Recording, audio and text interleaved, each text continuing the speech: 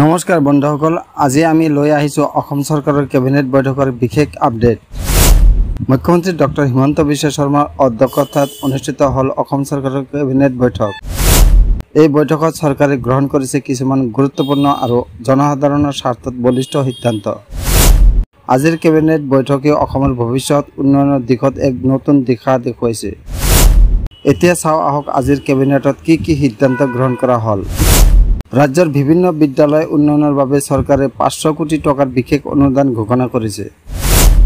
এই অনুদানেৰে বিদ্যালয় পুনৰ নিৰ্মাণ, ছাত্ৰ-ছাত্ৰীক নতুন বেঞ্চ, ছাত্ৰাবাস আধুনিকৰণ আদিৰ কাম সম্পন্ন হ'ব। ৰাজ্যৰ স্বাস্থ্য সেৱা অধিক দৃঢ় কৰাৰ লক্ষ্যৰে আজিৰ বৈঠকত নতুনকৈ 10,000 চিকিৎসা, নাৰ্ছিং আৰু পৰিচালনাৰ পদ সৃষ্টি কৰা হ'ল। কৃষকৰ বাবে নতুন ভাৰসাম্য আঁচনি, কৃষি খণ্ড উন্নয়নৰ লক্ষ্যৰে এক নতুন আঁচনিৰ কথা ঘোষণা। প্ৰগতিশীল কৃষক পেকেজ নামৰ এই আঁচনিত ক্ষুদ্ৰ কৃষকে লাভ কৰিব 50,000 টকা আৰ্থিক সহায়। জাপানী ভাষা প্ৰশিক্ষণ প্ৰকল্পৰ বিস্তাৰ ইতিমধ্যে আৰম্ভ হোৱা জাপানী ভাষা প্ৰশিক্ষণ প্ৰকল্পখনৰ বিস্তাৰ ঘোষণা। নতুনকৈ 5,000 ছাত্ৰ-ছাত্ৰীক বন্দোবস্তত ভাষা শিক্ষাৰ সুযোগ প্ৰদান। মুখ্যমন্ত্ৰীয়ে সংবাদমেলত স্পষ্টকৈ কয়, আমি অসমক এক উন্নত আৰু আত্মনিৰ্ভৰ ৰাজ্য হিচাপে গঢ়ি তুলিবলৈ প্ৰতিজ্ঞাবদ্ধ।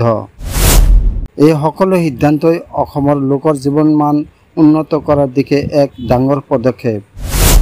বন্ধুসকল, এই আছিল আজিৰ কেবিনেট বৈঠকৰ মুখ্য সিদ্ধান্তসমূহ।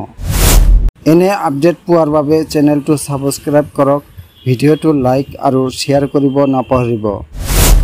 আপোনাৰ মূল্যৱান মন্তব্য কমেণ্ট বক্সত জনাব। ধন্যবাদ।